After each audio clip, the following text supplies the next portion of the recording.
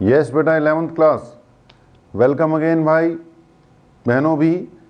यार last chapter rotational motion काफ़ी जद्दोजहद के बाद हमने कवर अप कर लिया यार।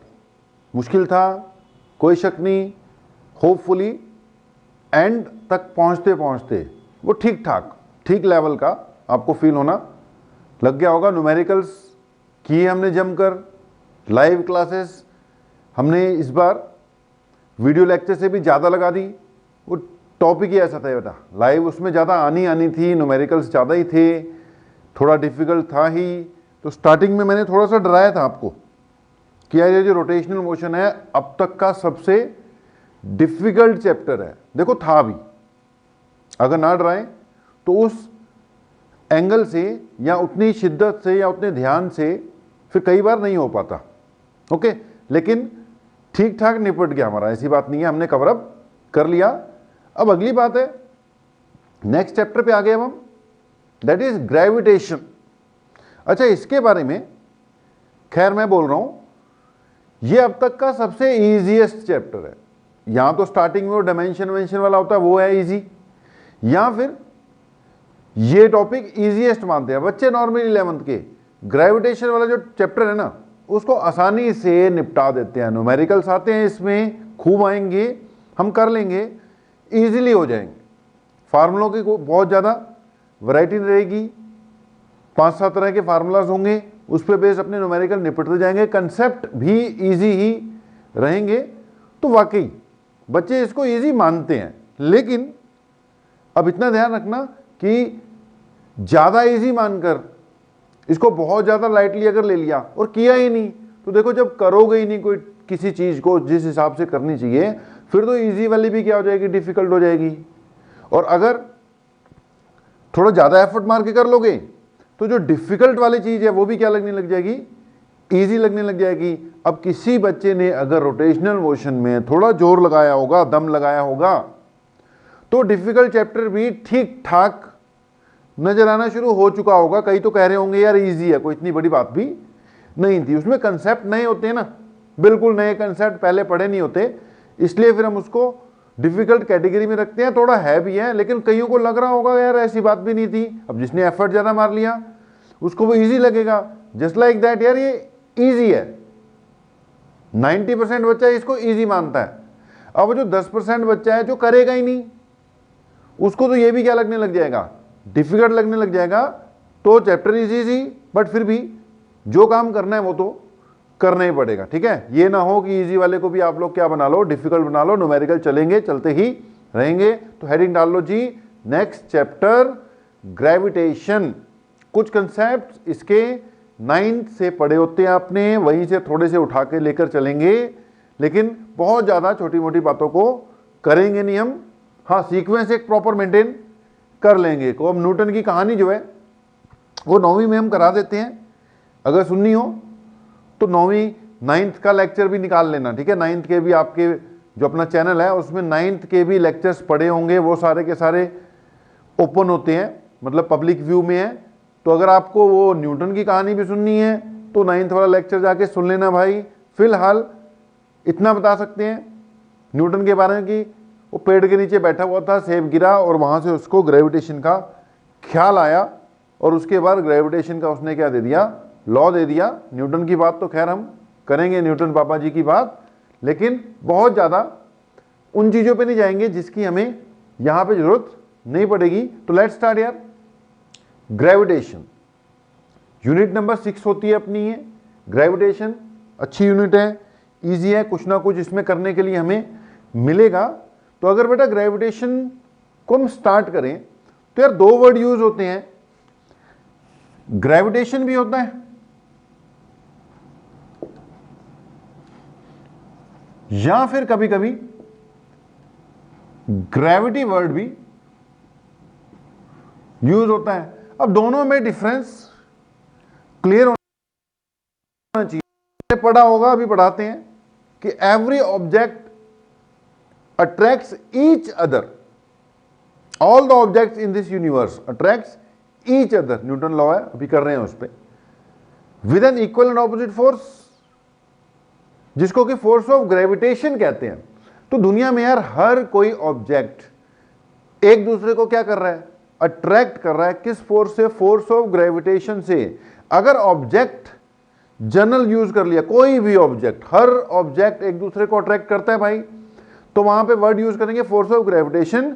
और अगर बीच में अर्थ की बात कर दी तुमने, क्योंकि हम जो ग्रेविटेशन समझते हैं या ग्रेविटेशन को पढ़ते हैं उसमें ज्यादा इन्वॉल्वमेंट तो किसकी है? अर्थ की है जी। कोई भी चीज नीचे की ओर गिरती है, क्यों? क्योंकि अर्थ उस पर ग्रेविटेशनल फोर्स लगा रही है। ओके, तो अर्थ की ज्यादा बात करते हैं। अगर force of gravitation by any object है तो उसको फोर्स ऑफ ग्रेविटेशन ही बोलेंगे। और अगर ये फोर्स ऑफ ग्रेविटेशन बाय अर्थ है तो उसको हम फोर्स ऑफ ग्रेविटी भी वर्ड यूज कर सकते हैं। ग्रेविटी बोले तो अर्थ की बात हो रही है। अगर ग्रेविटी वर्ड यूज हो गया तो मतलब we are talking about gravitational force of Earth. तो यार ग्रेविटेशनल फोर्स ऑफ अर्थ को फोर्स ऑफ ग्रेविटी कहते हैं, अदरवाइज जनरली इसको फोर्स ऑफ ग्रेविटेशन ही कहते हैं। कोई बड़ी बात नहीं है। हमने स्टार्ट किया कि जी न्यूटन बाबा जी पेड़ के नीचे बैठे थे, एप्पल आके गिरता है, न्यूटन को खुशी नहीं होती है, टेंशन हो जाती है कि एप्पल नीचे कैसे आ गया। वो कहता है कि अभी कुछ दिन पहले तो हमने लॉ दिया है कि ऑब्जेक्ट रेस्ट पे होगा तो रेस्ट पे ही रहना चाहिए। अरे यार एप्पल तो थोड़ी देर पहले रेस्ट पे था, ये नीचे कैसे आ गया? नीचे आ गया तो किसी ने फोर्स लगाया होगा। फोर्स किसने लगाया? फिर सोचते सोचते करते कराते 9th में आपने पढ़ा हुआ है, उसने लॉ ऑफ ग्रेविटेशन की खोज कर दी या लॉ ऑफ ग्रेविटेशन दे दिया। We will start from law of gravitation. ठीक है, इधर उधर की ज्यादा बातें हम आ रहे हैं भाई सीधा लॉ ऑफ ग्रेविटेशन, जिसको हम क्या कहेंगे? Newton's law of gravitation. ठीक है, तो अपनी पहली हेडिंग डाल लो यार। मैंने बीच की बातें कट शॉर्ट कर दी, धार धार धार सीधा कहां पर? Newton's law of gravitation. तो न्यूटन्स लॉ ऑफ ग्रेविटेशन क्या कहता है जी? स्टेटमेंट लिखनी हो लिख लेना, वही 9th वाली रहेगी कि according to Newton's law of gravitation every object in this universe, every object in this universe attracts each other with an equal and opposite force, which is, क्या लिखा है ये स्टेटमेंट कि according to Newton's law of gravitation every object in this universe attracts each other with an equal and opposite force, which is directly proportional to product of their masses and inversely proportional to the square of distance between them। एक बार फिर से बोल रहा हूं, लिखूंगा नहीं board पे statement, मैं उसका मैथमेटिकल फॉर्म लिखूंगा। फिर से सुन लो, आपने लिख लेनी है अपनी कॉपी में कि according to Newton's law of gravitation every object in this universe attracts each other with an equal and opposite force which is directly proportional to product of their masses and inversely proportional to square of the distance between them, inversely proportional to the square of the distance between them। Distance कहां से major करना है यार? उनके centres से। अगर point objects हैं दोनों तो सेंटर और सेंटर उसका होगा ही नहीं कुछ, दोनों के बीच का डिस्टेंस। अगर पॉइंट ऑब्जेक्ट नहीं है, बड़ा ऑब्जेक्ट है, तो डिस्टेंस कहां से मेजर करना है? उनके सेंटर से मेजर करना है। तो ये आपने पढ़ा ही होगा, सुना ही होगा, F is proportional to M1 M2 inversely proportional to R square. इसको थोड़ा सा आगे बढ़ाएंगे तो इसको लिख पाऊंगा मैं, प्रोपोर्शनलिटी का साइन हटा रहा हूं यार, कोई ना कोई कांस्टेंट आता हो तो आ गया G M1 M2 divided by R square. 11वीं के बच्चे हो इसलिए जल्दी जल्दी खींच रहा हूं, चीजें पहले की होती हैं। तो न्यूटन्स लॉ ऑफ ग्रेविटेशन कर करा के क्या आ गया? F equal to G M1 m2 divided by r square, F is equal to G m1 m2 divided by r square, यानी directly proportional to product of masses inversely proportional to square of distance between them, यानी जितने मास बड़े बड़े बड़े बड़े बड़े बड़े होंगे उतना ही फोर्स ज्यादा लगेगा, जितना डिस्टेंस ज्यादा ज्यादा ज्यादा ज्यादा होगा उतना ही फोर्स कम लगेगा। हाँ, इनवर्स स्क्वायर लॉ फॉलो हो रहा है यहां पर। इनवर्स स्क्वायर लॉ मतलब कि inversely proportional to R square है और इनके बीच में कौन सा लॉ फॉलो हो रहा है, इनवर्स स्क्वायर लॉ कहते हैं इसको। यहां पर बेटा जी थोड़ा जल्दी जल्दी खींच रहा हूं, जी है जी कांस्टेंट ऑफ प्रोपोर्शनलिटी, आया तो कांस्टेंट ऑफ प्रोपोर्शनलिटी था, बट ये फिक्स्ड वैल्यू वाली चीज है, इसको कहते हैं यूनिवर्सल ग्रेविटेशनल कांस्टेंट। अब भाई है तो कांस्टेंट लेकिन साथ में यूनिवर्सल भी लगा दिया, वो इसलिए लगा दिया भैया हर जगह पर जी की वैल्यू सेम रहेगी, कैपिटल जी, इसकी वैल्यू में कभी चेंज नहीं आता। कई कांस्टेंट होते हैं उनकी वैल्यू चेंज होती रहती है, जैसे यार छोटा जी है, पढ़ा होगा तुमने 9.8 मीटर पर सेकेंड स्क्वायर, यानी एक्सेलरेशन ड्यू टू ग्रेविटी, इसकी वैल्यू यार वैसे तो 9.8 मीटर पर सेकेंड स्क्वायर होती है, लेकिन वो सिर्फ सरफेस ऑफ अर्थ के नजदीक होती है या ऊपर होती है। बहुत ज्यादा ऊपर चले जाओगे तो जी की वैल्यू कम हो जाती है, धरती के नीचे चले जाओगे तो भी जी की वैल्यू कम हो जाती है, किसी दूसरे प्लेनेट पे चले जाओगे तो भी जी की वैल्यू कम हो जाती है, मून पे चले जाओगे तो जी की वैल्यू कम हो जाती है, किसी बड़े वाले प्लेनेट पे चले जाओगे जुपिटर जैसे पे तो जी की वैल्यू खैर बढ़ भी जाती है। तो है तो कांस्टेंट वो, लेकिन एक पर्टिकुलर सिचुएशन में कांस्टेंट है, कभी कभी उसकी वैल्यू में चेंज भी आ जाता है, लेकिन ये जो जी है इसकी वैल्यू में कभी चेंज नहीं आ जाता। यूनिवर्सल कांस्टेंट है, धरती में, आकाश में, पाताल में, जहां मर्जी चले जाओ, कैपिटल जी की वैल्यू में कभी कोई चेंज नहीं आएगा, इसकी वैल्यू में चेंज कदे भी नहीं। G is equal to 6.67 into 10⁻11 newton metre square per kg square. Convert करोगे तो ये बनेगा 6.67 इंटू 10⁻8 न्यूटन की जगह डायन, मीटर की जगह सेंटीमीटर स्क्वायर, और ये ग्राम स्क्वायर। सीजीएस में लेके जाओगे तो डायन सेंटीमीटर स्क्वायर पर ग्राम स्क्वायर। खैर ये वैल्यू बहुत ज्यादा यूज होगी। ओके जी, तो जी की वैल्यू का ध्यान रखना। अच्छा, कभी कभी अपने जब वो डायमेंशन वाला चैप्टर पढ़ा होगा तो वहां पे यार जी की डायमेंशन भी पढ़ी होगी, m-1 L3 T-2, ये भी काम आती है, खैर उसी चैप्टर में आती है, m-1 L3 T-2। चेक कर लेना, हो सकता है मैंने गलत भी लिख दी हो, भैया चेक कर लिया करो, इतना भरोसा मत करना, जो भी पढ़ाएं उसको चेक कर लो कि सही बोला या गलत। तो बेटा capital G 6.67 into 10⁻11 newton metre square per kg square, ये इसकी वैल्यू है। अभी फर्स्ट लेक्चर में चीजों को बड़ी तेजी से खींच दूंगा क्योंकि ज्यादा फैलेंगे नहीं, बस तेजी से स्किप करके कई चीजें जो है ना, छोटी मोटी चीजें पढ़ने वाली हैं, पढ़ते रहना। हम सीधा काम की बात पे आना चाहते हैं। काम की बात आपकी एक्सेलरेशन ड्यू टू ग्रेविटी से मेन स्टार्ट होगी, या फिर इसमें एक सुपरपोजिशन प्रिंसिपल आएगा, उसके न्यूमेरिकल्स वगैरह करेंगे, वहां से थोड़ा अपना काम चलता हुआ होगा। स्टार्टिंग में चीजों को बस दौड़ा दूंगा थोड़ा समय। तो G इक्वल टू वैल्यू याद रखनी है, यूनिट याद रखनी है, डायमेंशन याद रखनी है। अब यहां पर बेटा न्यूटन्स लॉ ऑफ ग्रेविटेशन का ये फार्मूला तो है, ये देखो, हर object every object opposite force known as force of gravitation. तो अभी तक की हेडिंग में लॉ ऑफ ग्रेविटेशन, ये मान लो अगर मैं सीक्वेंस मेंटेन करूं तो ये मेरी पहली बात है कि आपको न्यूटन्स लॉ ऑफ ग्रेविटेशन पता होना चाहिए।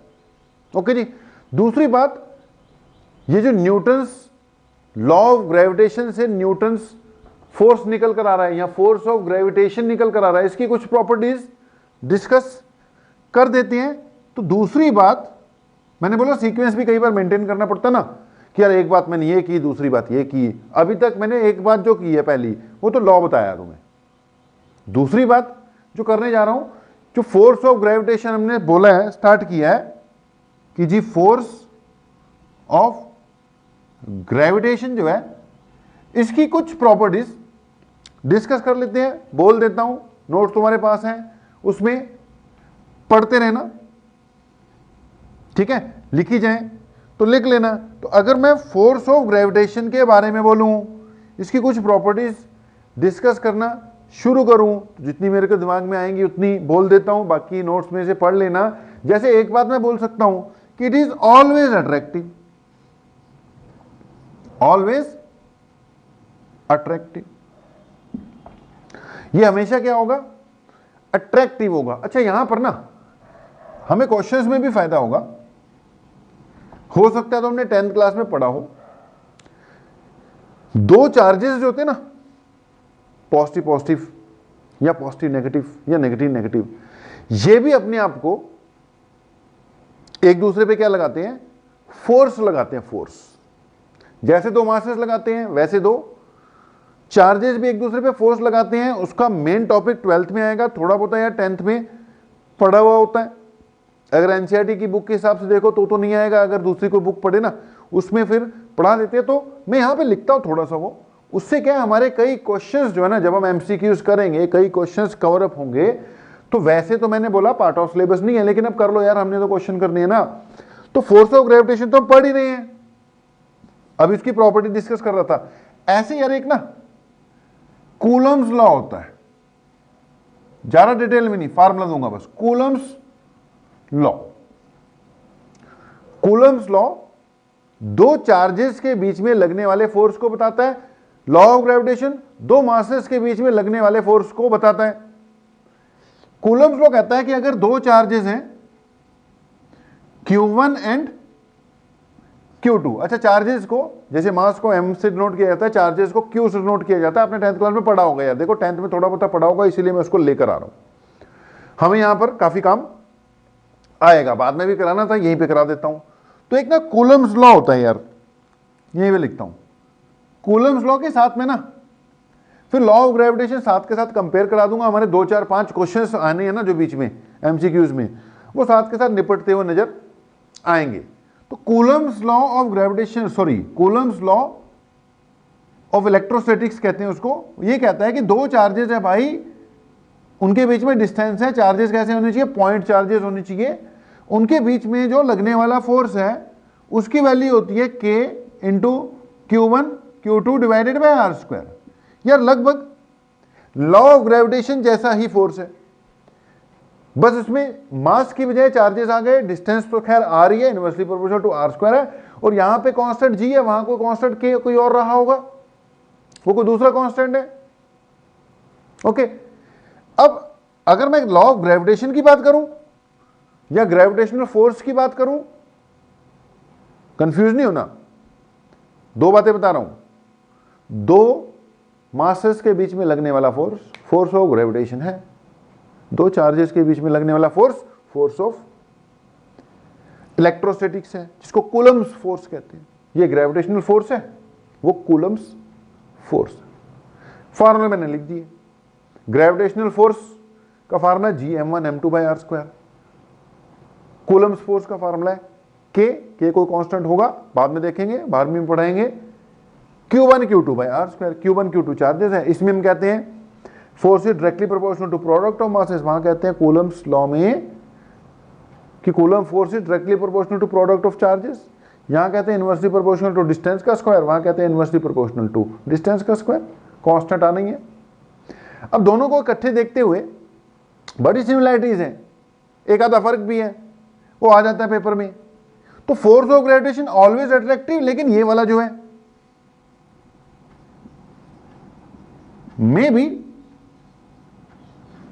रिपल्सिव आल्सो, है ना। ये अट्रैक्टिव रिपल्सिव कुछ भी हो सकता है यार। चार्जेस है, पॉजिटिव पॉजिटिव होंगे रिपेल कर देंगे, नेगेटिव नेगेटिव होंगे रिपेल कर देंगे, पॉजिटिव नेगेटिव होंगे अट्रैक्ट कर लेंगे। तो इट इज ऑलवेज अट्रैक्टिव। दूसरी बात, it is a central force. यह सेंट्रल फोर्स होता है जो फोर्स दो ऑब्जेक्ट जिनके बीच में फोर्स लग रहा है बिल्कुल अलोंग द लाइन एक्ट करता है, that is called central force. फिर से सुनो, central force is that force which acts along the line joining the two particles. यहां पे मासेस बोलेंगे, यहां पर चार्जेस बोलेंगे। तो it is a central force because it acts along the line joining the masses, वो भी सेंट्रल है। It is also a central force. एक और बात सुन ले, इसमें अगर मैं बोलूं it follows inverse square law. Inverse square law follow करने का मतलब होता है inversely proportional to R square. It follows inverse square law. Coulomb's force में भी कहेंगे it follows inverse square law. ठीक है जी। अब एक चीज जो मैं बताना चाहता हूं जिसमें कई बार क्वेश्चन आ जाता है, जो कैपिटल जी है ना, यहां पे जो अपना कांस्टेंट आ रहा था ये कैपिटल जी, यार इसको मैंने बोल दिया यूनिवर्सल ग्रेविटेशनल कांस्टेंट। हर जगह है भाई, धरती में, आकाश पे, पताल में, धरती पर, आकाश में, पताल में, जहां मर्जी चले जाओ, जी की वैल्यू चेंज नहीं होती है। ये किसी फैक्टर पे डिपेंड नहीं करता। तो फोर्स सिर्फ किस पे डिपेंड कर गया? मासेस पे और आर पे। कहने का मतलब दो मासेस कहां रखे हैं डिपेंड नहीं करता। पानी में रखे हैं, हवा में रखे हैं, किसी और मीडियम में रखे हैं, फोर्स ऑफ ग्रेविटेशन को कोई मतलब नहीं है। मास चेंज कर दोगे तो फोर्स ऑफ ग्रेविटेशन चेंज होगा, डिस्टेंस चेंज करोगे तो चेंज होगा, मीडियम चेंज करोगे, मीडियम का मतलब मासेस रखे कहां हैं, किसी लिक्विड के अंदर है, एयर में है, या किसी और मीडियम के अंदर है, उससे इसको कोई फर्क नहीं पड़ता। लेकिन यार कूलम्स लॉ है ना, आगे चलकर पढ़ोगे, 12वीं में पढ़ोगे, इतना नहीं बता रहा, बस मैं इतना फिलहाल बता रहा हूं कि इनके बीच में लगने वाला force depends on the medium. क्योंकि ये जो इनका कांस्टेंट है ना, ये यूनिवर्सल कांस्टेंट नहीं है, ये अलग अलग स्थिति में इसकी वैल्यू अलग अलग हो जाती है। भाई मीडियम चेंज कर दोगे ना, मीडियम, तो के में चेंज आ जाएगा, फोर्स में चेंज आ जाएगा। यहां पे मैं लिख रहा हूं gravitational force does not depend on the medium between the masses, does not depend on the medium। ठीक है जी। और ये डिपेंड्स ऑन द मीडियम। अगर इस फोर्स की बात करो ना बेटा, कूलम्स फोर्स की, तो ये मैक्सिमम वैक्यूम में लगता है। दो चार्जेस के बीच में लगने वाला जो फोर्स है मैक्सिमम वैक्यूम में होगा। अगर उन्हीं चार्जेस को सेम डिस्टेंस पे पानी में डुबो दोगे तो फोर्स कम हो जाता है, किसी और मीडियम में डुबोगे तो भी कम हो जाएगा। मैक्सिमम कहां होता है? वैक्यूम में होता है या एयर में। इसमें ऐसा कुछ नहीं है, एयर में रख दोगे तो भी फोर्स, वैक्यूम में रख दोगे तो भी फोर्स। अब ये मैं क्यों करा रहा हूं, ये वाला डिफरेंस था ना, does not depend on medium, या ये डिपेंड्स ऑन मीडियम, ये यार यहां पर मैं इसलिए करा रहा हूं कि जब आप किसी भी कॉम्पिटिटिव एग्जाम के लिए जाओगे तो 11वीं 12वीं दोनों का आएगा ना यार, 11th का भी आएगा, 12th का भी आएगा। अच्छा 12th में जब आप ये वाला चैप्टर पढ़ रहे होगे तो ये बात रटोगे, तुम्हें रटवाई जाएगी। ओ भाई वैक्यूम में फोर्स मैक्सिमम होता है, मीडियम चेंज कर देगा तो कम हो जाएगा, मीडियम चेंज कर देगा तो कम हो जाएगा। 50 क्वेश्चन आएंगे, जब भी कोई असाइनमेंट करोगे उसमें ऐसा क्वेश्चन तो मिलेगा ही कि दो चार्जेस पहले वैक्यूम में थे, अब उनको पानी में डुबो दिया, बताओ फोर्स क्या हुआ। फिर ऑप्शन आएंगे decreases, increases, does not change, does not know. तो उसमें आपको रटा होगा डिक्रीजेज, भाई वैक्यूम में मैक्सिमम था, डिक्रीज लगा दे, डिक्रीज लगा दे। अब होगा क्या, उसने कंफ्यूज करने के लिए कि यार बच्चे ने रटा होगा कि डिक्रीज डिक्रीज पे लगाएगा, वो क्वेश्चन डाल देगा। वो कहेगा कि two masses are placed at such a such distance in vacuum and when they are immersed in a liquid what will be the effect on force between the masses. 12वीं के बाद एकदम एग्जाम आ जाते हैं, उसमें वो रट्टा होता है डिक्रीजेस डिक्रीजेस डिक्रीजेस, बंदा डिक्रीजेस पे टिक लगा देता है, लेकिन ध्यान से नहीं पढ़ा क्वेश्चन को कि वो चार्जेस नहीं, वो मासेस पे क्वेश्चन डाल दिया। भाई अगर क्वेश्चन आ गया कि force between two masses F है and when they are immersed in a liquid या वाटर ही बोल दिया, what will be the new force between the masses, तो भाई आंसर आएगा F, वही आएगा जो पहले लग रहा था, क्योंकि मास बोल दिया तो मतलब ग्रेविटेशनल फोर्स की बात चल रही है, उनके बीच का जो फोर्स ऑफ अट्रैक्शन था उसमें नो चेंज है, लेकिन वही चार्ज होता तो उनके बीच में जो फोर्स है वो कम हो जाता है। तो इस पे ध्यान रखना है, क्वेश्चन आ सकता है, मैंने पहले ही निपटाने की कोशिश की उस क्वेश्चन को। तो force of gravitation does not depend on the medium, force of attraction between two charges यानी Coulomb force depends on the medium. Vacuum में मैक्सिमम, अदर मीडियम में कम। ये जो फोर्स ऑफ ग्रेविटेशन है वैक्यूम में रख दो मासेस को, जहां मर्जी रख दो, उसको कोई फर्क नहीं पड़ता। कब चेंज होगा? जब मासेस चेंज होंगे, मास चेंज हो जाएंगे।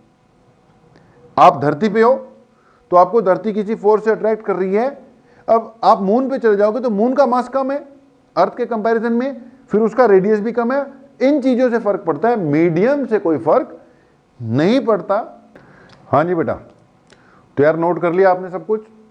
अगली बात जो छोटी सी डिस्कस की जा सकती है वो है कि यार डे टू डे लाइफ में जो आपका लॉ ऑफ ग्रेविटेशन है या जो न्यूटन्स फोर्स लग रहा है ग्रेविटेशन का, उसके क्या क्या एग्जाम्पल हो सकते हैं। तो यार डे टू डे लाइफ में वो अर्थ वाला एग्जाम्पल तो है ही है, ये भी आपके नोट्स में दे रखा होगा यार, पढ़ना है इसको अपने आप, ज़्यादा नहीं करा रहा मैं, काम की बात पे आ रहा हूँ। इसके बाद की एग्जाम्पल्स, अब यार हर एक चीज धरती की ओर ही गिरती है, ये तो है ही है, फिर धरती की ओर हर एक चीज का गिरना, तो डे टू डे लाइफ में तो ग्रेविटेशन का रोल है ही है यार। चारों तरफ क्या है? Gravitation gravitation gravitation. ना होगी तो सारी दुनिया रुक जाएगी, इसको छोड़ूंगा ये यहीं पे रुक जाएगा। ग्रेविटेशन नहीं होगी तो भाई नहाने जाओगे डब्बा भरा और ऊपर जब ऐसे डालोगे तो हवा में रुक जाएगा पानी, तो वो तो नीचे ही नहीं आएगा। और छोड़ो कि वो जो दिन के दिनचर्या के जरूरी वाले काम करने होते हैं भाई, वो जरूरी वाले काम भी नहीं हो पाएंगे। फ्लश जाओगे वहां पर कुछ नीचे ही नहीं जाएगा भाई, ग्रेविटेशन नहीं होगी तो सब काम गड़बड़। पानी पियोगे, पानी वहीं का वहीं अटक जाएगा, नीचे की ओर भी किसके कारण जा रहा है? ग्रेविटेशन के कारण ही जा रहा है, तो सब कुछ ही फेल हो जाएगा ग्रेविटेशन नहीं होगी तो। उसके अलावा जो पूरा प्लैनेटरी सिस्टम है, जितने भी प्लैनेट्स घूम रहे हैं सन के आसपास, तो यार इसमें भी फोर्स ऑफ ग्रेविटेशन है, सन फोर्स ऑफ ग्रेविटेशन लगा रहा है तभी घूम रहे हैं वो सारे के सारे। सैटेलाइट्स जो हैं वो मून के आसपास घूम रही हैं, वो भी किसके कारण है? ग्रेविटेशन के कारण। चाहे वो आर्टिफिशियल हो चाहे वो नेचुरल सैटेलाइट हो, वो मून के आसपास नहीं, सॉरी अर्थ के या प्लैनेट्स के आसपास जो सैटेलाइट्स घूमती हैं वो किसके कारण घूमती हैं? वो भी फोर्स ऑफ ग्रेविटेशन के कारण। वहां पे प्लैनेट फोर्स ऑफ ग्रेविटेशन लगा रहा है, और प्लैनेटरी सिस्टम, ये जो सोलर सिस्टम है आपका, इसमें प्लैनेट घूम रहे हैं, यहाँ पे सन इस पे क्या लगा रहा है? फोर्स ऑफ ग्रेविटेशन लगा रहा है। उसके अलावा भी बेटा कई एग्जांपल डिस्कस किए जा सकते हैं, बस समझ लो ग्रेविटेशन तो फिर चारों तरफ है ही है ना। तो हम छोटी मोटी बातों को कंक्लूड करें तो पहली बात मैंने क्या डिस्कस करवाई? Force of gravitation, law of gravitation, कि लॉ ऑफ ग्रेविटेशन क्या है? फार्मूला आ गया F=G(m1m2) डिवाइडेड बाय r²। दूसरी बात जो हमने डिस्कस की वो आपका फोर्स ऑफ ग्रेविटेशन था, उसके प्रॉपर्टीज डिस्कस कर ली। उनमें एक प्रॉपर्टी थी कि भैया मीडियम पे डिपेंड नहीं करता, उस पर थोड़ा मैंने स्ट्रेस दे दिया, कंपेयर करवा दिया कूलम्स लॉ के साथ, कूलम फोर्स के साथ। तीसरी बात ये पढ़ लेना यार नोट्स में से कि ग्रेविटेशन का डे टू डे लाइफ में रोल, एग्जांपल्स। अब आता है सबसे काम की बात, अभी तक की सबसे काम की बात, इसी पे शायद कंक्लूड भी हम कर जाएंगे, कि law of gravitation in vector form डालना हेडिंग भाई, बढ़िया। अगली हेडिंग है आपकी Newton's law of gravitation in vector form. Example अपने आप देखते रहना यार, हमने बस लिख दिया, उसको अपने आप देखना है। तो अगली बात बेटा, ग्रेविटेशन लॉ या law of gravitation in vector form. अब इसको ध्यान से देखना पड़ेगा भाई, समझने वाली बात होगी, इस पे आएंगे न्यूमेरिकल। तो अगली बार लॉ ऑफ ग्रेविटेशन यानी गुरुत्वाकर्षण का सिद्धांत किस फॉर्म में? वेक्टर फॉर्म में। अब वेक्टर को यार पता नहीं क्या कहते हैं हिंदी में, ग्रेविटेशन को तो गुरुत्वाकर्षण कहते हैं, हमने बोल दिया, लॉ को सिद्धांत कहते हैं। तो law of gravitation in vector form. अब थोड़ा ध्यान से सुनना, वेक्टर फॉर्म का मतलब जो भी फोर्स ऑफ ग्रेविटेशन होगा ना, हमें उसकी डायरेक्शन भी बतानी है। फोर्स ऑफ ग्रेविटेशन हमें पता है F equal to G m1 m2 by r square. बेटा यार ये मैग्नीट्यूड प्रोवाइड कर रहा है, हमें इसकी डायरेक्शन भी बतानी है। अगर हम विद डायरेक्शन बात करते हैं तो हम कहेंगे we are talking about law of gravitation in vector form. थोड़ा ध्यान देना, मान लेते हैं कि ये पहला मास है और ये दूसरा मास है m2। ओके, ये दोनों एक दूसरे को अट्रैक्ट कर रहे हैं भाई। ये है फोर्स ऑन 1 ड्यू टू 2, ऐसे लिखते होते हैं F12, force on 1 due to 2। और ये है मैग्नीट्यूड सेम है दोनों का, this is force on 2 due to 1। अब वो लिख लेना, F12 क्या है? Force on 1 due to 2। F21 क्या हो गया? Force on 2 due to 1। अब देखो, अगर हमें डायरेक्शन बतानी है तो यहां तो हमें नॉर्थ साउथ ईस्ट वेस्ट पता हो। मान लेते हैं ये नॉर्थ है, ये साउथ है, ये ईस्ट है, ये वेस्ट है। तो अगर तो नॉर्थ साउथ ईस्ट वेस्ट पता होता तो मैं इसकी डायरेक्शन बता देता कि F12 is towards east, east की तरफ जा रहा ना, और कह देता F21 इज टुवर्ड्स साउथ। हो गया वेक्टर फॉर्म में कि टुवर्ड्स ईस्ट या फिर टुवर्ड्स वेस्ट, साउथ नहीं वेस्ट है। F12 टुवर्ड्स ईस्ट है, ये ईस्ट डायरेक्शन हो गई, और ये टुवर्ड्स वेस्ट हो गया। ऐसे भी बता सकते हैं, वेक्टर फॉर्म में है, ठीक है, बढ़िया है। यहां बेटा हमें कोऑर्डिनेट सिस्टम दिया होता, मान लीजिए x है, ये y है, ये z है। अब इस स्थिति में, इस सिचुएशन में ये जो फोर्स है ये पॉजिटिव x डायरेक्शन में जा रहा है। देखो F12 इस तरफ जा रहा है ना, F12, और जो F21 है वो उल्टे जा रहा है। तो जो F12 है जो किस तरफ जा रहा है? पॉजिटिव x डायरेक्शन में जा रहा है। तो अब ऐसे भी कह सकते हो F12 is in positive x direction. मान लो इन दोनों के बीच में मैंने फोर्स कैलकुलेट कर लिया कि जी 10 न्यूटन लग रहा है, जो भी आप कर लिया। तो ये वाला भी कितना लग रहा होगा? 10 न्यूटन लग रहा है। दोनों एक दूसरे को इक्वल फोर्स लगाते हैं, ऑपोजिट भी फोर्स लगाते हैं। तो यार वेक्टर फॉर्म में अगर मुझे इसके हिसाब से, मान लो कोऑर्डिनेट सिस्टम दे ही दिया अगले ने, तो मैं लिख सकता हूं कि यार जो F12 है इट इज 10, उसका मैग्नीट्यूड है, पॉजिटिव एक्स में जा रहा है, 10 न्यूटन ले। और F21 जो है इट इज 10 - न्यूटन, क्योंकि ये नेगेटिव एक्स डायरेक्शन में, पॉजिटिव एक्स डायरेक्शन में। ये भी क्या है? Gravitational force in vector form है ना। लॉ ऑफ ग्रेविटेशन की बजाय gravitational force in vector form भी लिख सकते हैं, ऐसे भी चलेगा। लेकिन बेटा बुक्स वगैरह में ना इसको एक दूसरे फॉर्म में दिया होता है, तो मैं जो बुक्स में दिया होगा वही वाला फॉर्म यहां पर यूज करता हूं। बाकी ये अगर यार IJ के क्लियर है तो लगा दे, ये वेक्टर फॉर्म ही तो हो गया। F12 क्या है? 10i है। F21 क्या है? -10i है। या कई बार दिया होता है कि कुछ I कंपोनेंट भी है, कुछ J कंपोनेंट भी है, लेकिन बेटा बुक्स में ऐसे नहीं दिया होगा।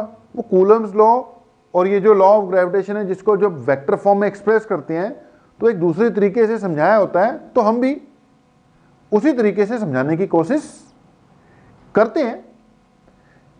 मिटा देते हैं इसको, इससे काम नहीं चलेगा। लेकिन न्यूमेरिकल्स वगैरह में तो जैसे पता लगता है मौके के हिसाब से कर देना चाहिए, मौके पे चौका लगा देना चाहिए। तो ध्यान देना बेटा, मान लेते हैं वही दो मासेस हैं, हेडिंग है तुम्हारी law of gravitation in vector form, यानी force of gravitation in vector form. ये मेरे भाई m1 है, ये मेरे भाई m2 है, ये F12 है और ये F21 है। अब मुझे किसी ने कोई जानकारी नहीं दी कि किधर x है किधर y है, कोई जानकारी नहीं है, ना x एक्सिस का पता है ना y एक्सिस का पता, कुछ नहीं पता, फिर भी बोला वेक्टर फॉर्म में क्या कर, एक्सप्रेस कर। तो दोनों के बीच में डिस्टेंस r है, ध्यान से सुनना, r बेटा दोनों के बीच में डिस्टेंस का मैग्नीट्यूड है। अगर मैं ये डिस्टेंस पार्टिकल 1 से 2 की ओर मेजर करता हूं तो मैं उसको डायरेक्शन के साथ मिला देता हूं कि जी 1 से 2 जा रहा हूं, तो उस वक्त मैं r को r12 लिखूंगा कि 1 से 2 जा रहा हूं। 1 से 2 जाते हुए डिस्टेंस को क्या बोलेंगे हम, r12। और अगर मैं उल्टे आ रहा हूं, 2 से 1 की ओर आ रहा हूं, भाई डिस्टेंस तो वही होगा ना, लेकिन डायरेक्शन पलट गई। तो r12 और r21 मैग्नीट्यूड में भले ही सेम हैं, r12 और r21 मैग्नीट्यूड में भले ही सेम है, लेकिन डायरेक्शन में ये ऑपोजिट है मेरे भाई। इक्वल तो है ही है लेकिन ये ऑपोजिट है। तो r12 is equal to minus r21, vector form में लिखोगे तो इक्वल तो है लेकिन डायरेक्शन ऑपोजिट है, माइनस लगाना पड़ेगा। हाँ, मैग्नीट्यूड में दोनों क्या है, सेम है, कोई शक नहीं होना चाहिए। अगली बात, जैसे यार x डायरेक्शन में कोई डिस्टेंस है,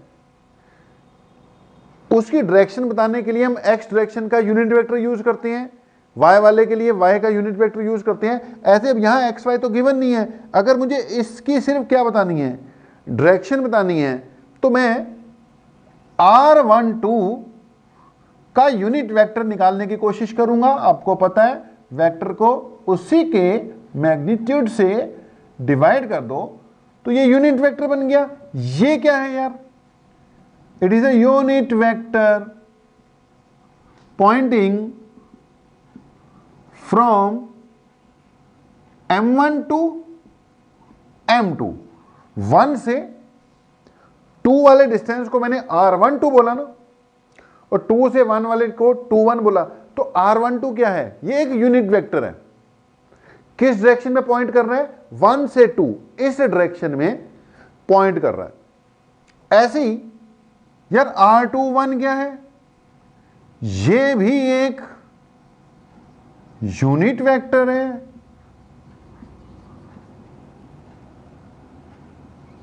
pointing from m2 to m1, ठीक है, it is also unit vector pointing from m2 to m1। अब यूनिट वेक्टर के बारे में हमने बोला हुआ है कि यूनिट वेक्टर का काम क्या है, मैग्नीट्यूड तो इसका 1 है, फिक्स है। हमने कभी बात की थी कि यूनिट वेक्टर का काम क्या है, कि भाई ये जिसके साथ भी लगता है, जिस भी वेक्टर क्वांटिटी के साथ यूनिट वेक्टर लग जाएगा उसको अपना बना लेता है।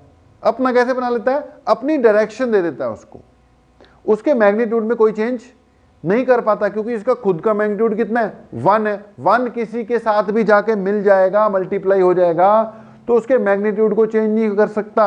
हाँ, क्योंकि ये वेक्टर है, ये जिसके साथ भी लगेगा उसको अपनी डायरेक्शन जरूर दे सकता है। तो ध्यान से सुनना, ध्यान से, यहां पे मुझे कोई एक्स वाई जेड की नॉलेज नहीं थी, मैंने अपने यूनिट वेक्टर क्रिएट कर दिए। एक्स वाई जेड होता तो आई जे के यूज करता, यहां पर एक्स वाई जेड की कोई नॉलेज नहीं थी, मैंने अपने यूनिट वेक्टर सिचुएशन के हिसाब से क्रिएट कर दिए, 2 क्रिएट कर दिए, r12 एंड r21। ध्यान से सुनना मेरे भाई, जो F12 है force on 1 due to second, पहले पे लग रहा है, दूसरे के कारण फोर्स ऑन 1 ड्यू टू 2, भाई वो मैग्नीट्यूड में कितना है, G m1 m2 by R square है, लेकिन ये तो सिर्फ इसका मैग्नीट्यूड है। इसकी डायरेक्शन बताने के लिए इसके साथ यूनिट वेक्टर लगा देंगे कोई। अगर मैं इसके साथ I लगा देता हूं तो इसकी डायरेक्शन I वाली हो जाएगी, J लगा देता हूं J वाली हो जाएगी, K लगा देता हूं K वाली हो जाएगी। अब मैं चेक कर रहा हूं कि ये इस तरफ जा रहा है, अब इस तरफ यानी 1 से 2 पॉइंट करने वाला जो यूनिट वेक्टर है वो कौन सा है, R12। तो अगर मैं इसके साथ R12 यूनिट वेक्टर यूज कर लूं, R12 यूनिट वेक्टर लगा दूं ऐसे, तो हो गया वेक्टर फॉर्म में। यार ये मैग्नीट्यूड है और ये डायरेक्शन है किधर, 1 से 2 की ओर जाती हुई। ओके, बस नेमिंग ध्यान रखना, तुमने F12 किसको माना है, force on 1 due to second, this is force on 1 due to second इस पर्टिकुलर डायरेक्शन में, और 1 से 2 की तरफ जाते हुए लग रहा है वो। ऐसे ही बेटा G जो F21 है मैग्नीट्यूड में, तो ये भी G m1 m2 by R square है, ठीक है जी। अब यहां पर जो F21 है, F21 force on second due to 1, इधर लग रहा है ना सेकेंड पे, ये डायरेक्शन किसकी है, 2 से 1 कौन सा यूनिट वेक्टर पॉइंट कर रहा है, 2 से 1 पॉइंट कर रहा है तुम्हारा R21। अब इसके साथ अगर मैं लगा दूं R21 यूनिट वेक्टर, तो फिर वही बात, ये ओवरऑल वेक्टर फॉर्म में हो गया। तो इसको कहते हैं यार force of gravitation in vector form, ये force of gravitation in vector form आ गया। अच्छा, जो R12 और R21 दो यूनिट वेक्टर हैं, ये दोनों के दोनों R12 और R21 यूनिट वेक्टर जो है दोनों, अब क्योंकि दोनों यूनिट वेक्टर है तो मैग्नीट्यूड दोनों का सेम मानेंगे, both are unit vector, magnitude दोनों का क्या मानेंगे, सेम। जब बोल ही दिया यूनिट वेक्टर तो दोनों का मैग्नीट्यूड तो 1 1 है, लेकिन R12 इस तरफ है, R21 इस तरफ है, ये किसकी डायरेक्शन है, ये टोटल डिस्टेंस R था, ये R12 यूनिट वेक्टर है मेरे भाई, ये R21 यूनिट वेक्टर है 2 से 1 की ओर। तो मैं ये भी कह सकता हूं R12 और R21 मैग्नीट्यूड में सेम है लेकिन डायरेक्शन में ऑपोजिट है। तो यहां पर देखना, अब यहां क्या लिख सकता हूं मैं लिख सकता हूं F21 is equal to G m1 m2 by R square. ये जो R21 है, R21 इसकी जगह -R12 लिख दिया। अब यहां से देखो, इसको मिटाई देते हैं, क्या बना, F21 इक्वल टू, ये माइनस यहां लिखा, ये बन गया G m1 m2 by R square into R12, G m1 m2 by R square, R12 क्या है F12, तो ये क्या बन गया F21 is equal to, minus तो था ही, F12, मतलब क्या निकला कि दोनों फोर्सेस इक्वल भी हैं ऑपोजिट भी हैं, प्रूव हो गया। इससे पहले बोल रहे थे ना they exert equal and opposite force, यहां पे प्रूव हो गया, ये एक्सपेरिमेंटली प्रूव्ड है भाई कि F12 is equal to F21, यानी दोनों एक दूसरे के इक्वल हैं, ऑपोजिट हैं। इसके नीचे लिख सकते हो कि hence the forces are equal and opposite, लिख लेना, hence the forces are equal and opposite, और उसके आगे लिख लेना hence law of gravitation also follows Newton's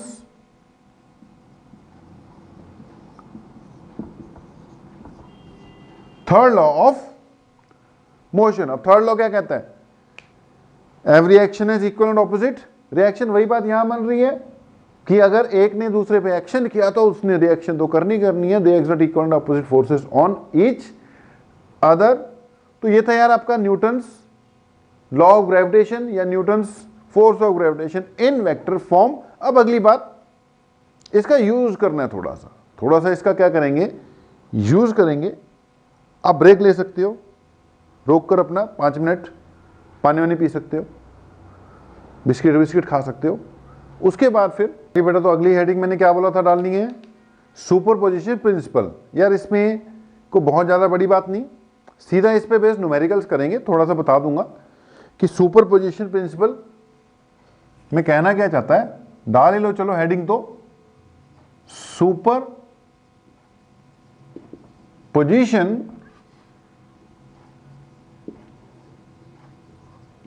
principal.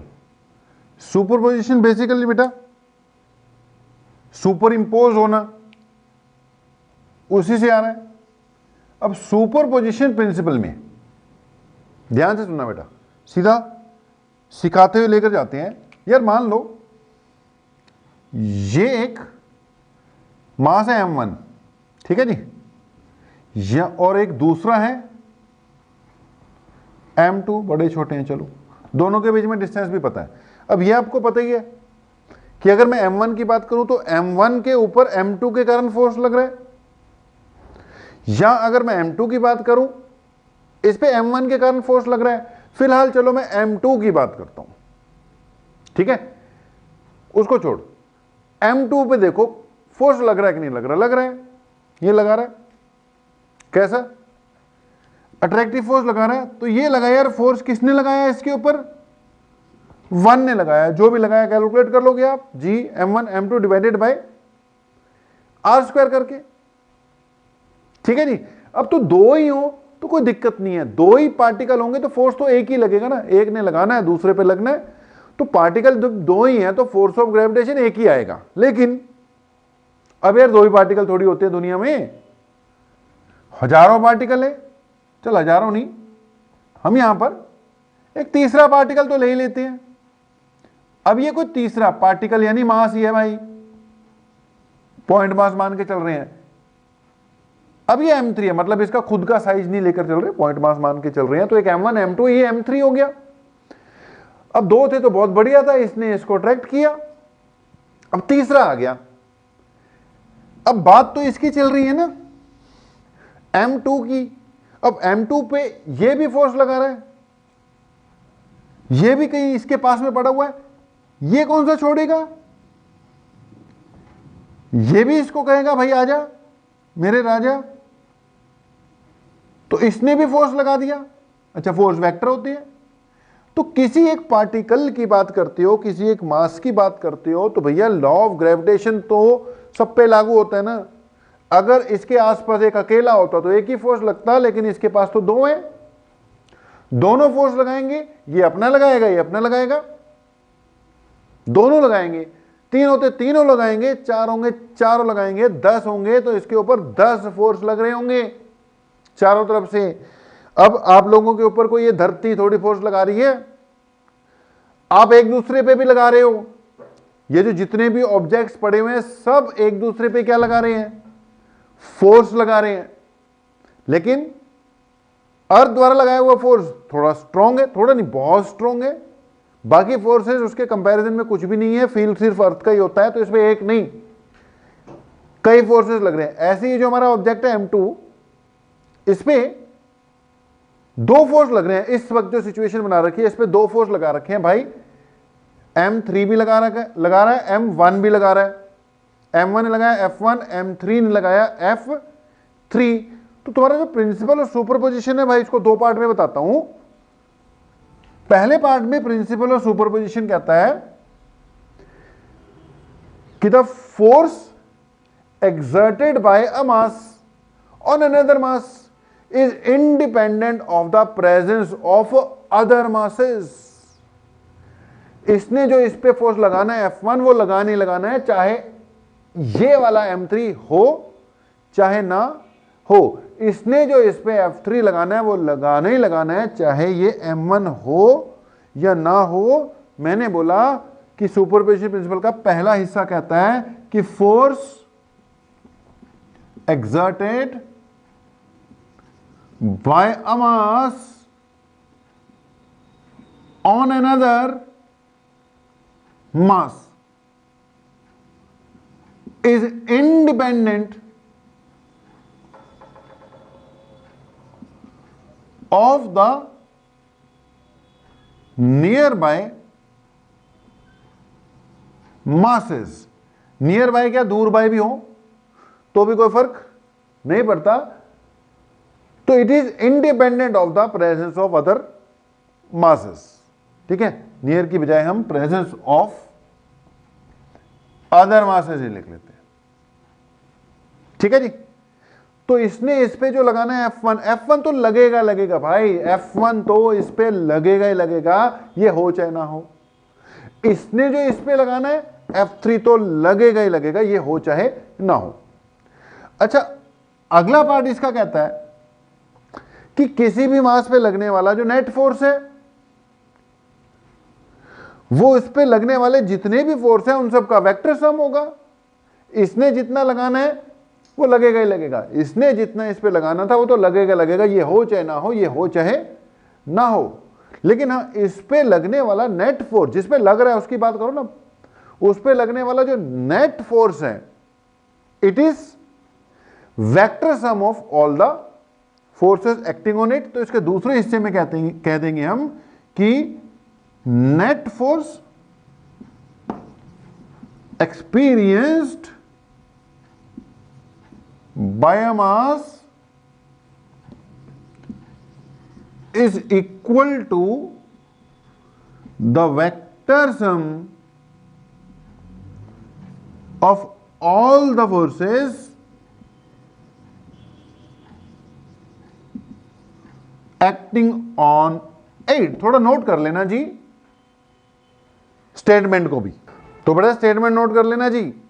Statement भी कई बार आ जाती है, चांसेस कम है, लेकिन फिर भी नोट कर लो।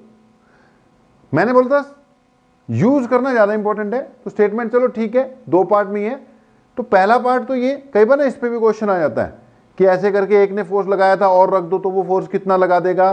तो यार इसके द्वारा या इसके द्वारा अपना फोर्स जो है उसमें तो कोई फर्क पड़ने वाला नहीं है। हाँ, जिस पे लग रहा है उस पर टोटल फोर्स जो है वो कैसे निकालते हैं, वेक्टर सम लेकर। वेक्टर सम कैसे करेंगे, वो पैरेललोग्राम कंप्लीट करना पड़ेगा आपको। ये F3 F1 दिख ही रहा है आपको, यहां से अगर पैरेललोग्राम कंप्लीट कर दो तो ये फोर्स इस तरफ लगेगा और इन दोनों का वेक्टर सम देना पड़ेगा।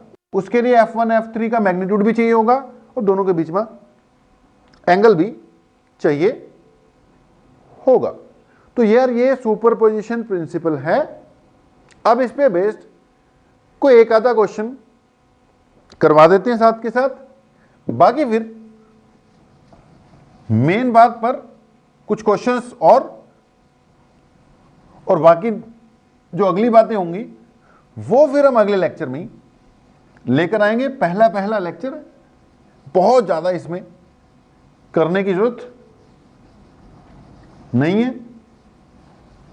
एक आधा न्यूमेरिकल अभी करा देते हैं, बाकी फिर बाद में देखते हैं। ठीक है, फर्स्ट लेक्चर है, ठीक ठाक मुझे लग रहा है 1 घंटे का तो हो ही गया होगा। ओके, मान लो हमारा क्वेश्चन है कि ये एक इक्विलेटरल ट्रायंगल है और इसके ऊपर हमने इसके वर्टिसेस पर 3 मासेस रख रखे हैं। मान ले यार, अनइक्वल भी हो सकते हैं, इक्वल भी हो सकते हैं। ले मान ले मैंने इक्वल कर दिया इजी करने के लिए, MM। ओके, और साइड इसकी क्या मान ली हमने, A मान ली। सवाल ये है कि ये जो C पर पड़ा हुआ है, नाम रख लो इसका कुछ, इसका A रख लिया, इसका B रख लिया, इस पॉइंट का C रख लिया। चलो, तो जो सी पे पड़ा हुआ मास है ना, उस पे नेट फोर्स कितना लग रहा है ग्रेविटेशन वाला, तो कोई दिक्कत वाली बात नहीं है, निकल ही जाएगा। पहले आप चेक करो इस पे फोर्स लग कितने रहे हैं। अब इसके पास दो ही पार्टिकल्स हैं इसके आसपास, तो दो फोर्स लग रहे होंगे, ये भी लगा रहा है, ये भी लगा रहा है। फोर्स ही अट्रैक्टिव ही होते हैं। तो इसने जब इस पे फोर्स लगाया तो इसका नाम मैंने एफ ए रख दिया, इसने भी इस पे लगाया, इसका नाम मैंने एफ बी रख दिया। सी वाले पे फोर्स ढूंढना है, पहले एफ ए और एफ बी की वैल्यू ढूंढ लेते हैं। एफ ए की वैल्यू क्या है, जी m1 m2 by R square. m1 है m, m2 भी m डिवाइडेड बाय r का स्क्वायर, यानी कि साइड का स्क्वायर। ऐसे बेटा जी जो एफ बी है वो भी कितना हो गया, G M M by side तो वही है ना। दोनों ने फोर्स लगा दिए। अब दोनों ने फोर्स लगा दिए, नेट फोर्स मुझे ढूंढना है। दोनों के बीच में एंगल है कुछ ना कुछ, वो पता ही है, इक्विलेटरल ट्रायंगल बोला है, तो बीच का एंगल कितना होगा, 60 डिग्री होगा। जब 60 डिग्री होगा तो दोनों के बीच का फोर्स तो निकल ही जाएगा, मैग्नीट्यूड पता है, एंगल भी पता है, निकल ही जाएगा। और आसान कर देते हैं, हम चेक कर सकते हैं मैग्नीट्यूड में एफ ए और एफ बी इक्वल है, बराबर है, बराबर है, तो दोनों को एफ मान लेते हैं। मान लिया भाई एफ, ठीक है जी। अगली बात, अब जो नेट फोर्स है वो कितना होगा, under root A square plus B square plus 2ab cos of 60। आपको एक रिजल्ट तो डायरेक्ट बताया होगा कि अगर ये भी एफ हो, ये भी एफ हो, क्योंकि एफ ही है ना दोनों, और एंगल 60 डिग्री हो, तो आंसर √3f आता होता है। तो अगर मैं यहाँ पे पुट करके भी चल देख लूँ, F square plus 2ab cos of 60 degree, cos 60 होता है 1/2, 2 से 2 कट जाएगा, F square plus F square आ जाएगा, 3 बार एफ स्क्वायर आ जाएगा, एफ स्क्वायर का एफ बाहर आ जाएगा, √3 बच जाएगा। आंसर √3f आ जाएगा। आंसर √3f की जगह gm² बाय a आ जाएगा, यानी कि इस पे लगने वाला नेट फोर्स इस पर्टिकुलर डायरेक्शन में जाएगा और ये इतना होगा। ओके जी, तो ये भी हो गया। ये सुपरपोजिशन प्रिंसिपल का हमने क्या कर लिया, यूज कर लिया। इसी पे मान लो सेम ट्रायंगल है, क्वेश्चन चेंज करते हैं, ट्रायंगल सेम है, दोबारा बना देते हैं। ट्रायंगल हम दोबारा बना देते हैं भाई, सेम ट्रायंगल है, सेम मासेस हैं, एम एम एम, ठीक है, ट्रायंगल सेम, मासेस भी सेम। सवाल इस बार ये है, साइड ए है, इक्विलेटरल ट्रायंगल है, कि इसके सेंट्रॉइड पर, यानी कि बिल्कुल बीचों बीच सेंट्रॉइड पर अगर एक चौथा मास रख दिया जाए, फोर्थ, कैपिटल एम बोल देता हूं उसको, यहां पर अगर सेंट्रॉइड है बेटा इसका, अगर एक फोर्थ मास रख दिया जाए जिसको कैपिटल एम से हम डिनोट कर रहे हैं, वैल्यू भी हो सकती है उसकी कुछ ना कुछ, चलो, तो इस फोर्थ वाले पे लगने वाला नेट फोर्स कितना होगा, नेट फोर्स कितना होगा। तो अब चेक करो, यहां पे इस पे नेट फोर्स ढूंढना था, तो हमने चेक किया इसके आसपास मास कितने पड़े हुए हैं, हमने चेक किया 2 पड़े हैं भाई, तीसरा तो खुद था 2 पड़े हैं, 2 ने 2 फोर्स लगाया, दोनों का नेट निकाल लिया।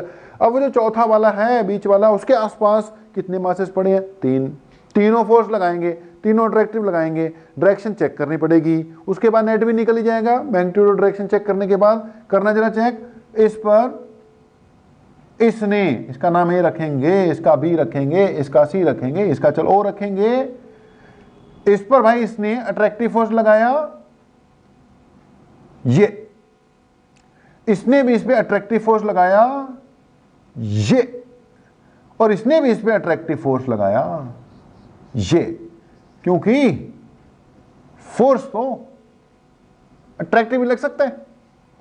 तो इस पे 3 फोर्स लग रहे हैं।